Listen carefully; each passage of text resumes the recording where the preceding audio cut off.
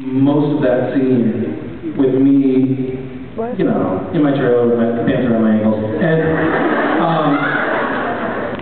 so it was like 5 hours of shooting that night where they shot everything they could conceivably shoot without me, and me just like lying there half dead. And they had a guy, a double come in, a guy who looked like me from behind, and he ended up blocking out the whole scene. So I came in, when I was better, a few days later, we came back to finish the rest of the scene, and I was like, all right, so what are we going to do here? I have some great ideas, a lot of Leviathans can be dynamic and move around, and they're like, oh no, that's not what your double did.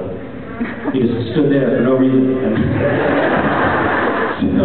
So the whole scene is a little weird from that angle, but yeah, I just wanted to be me, you know, because I've had to play this character of Castiel for so long. It was nice just to let that go and just be myself for a few minutes.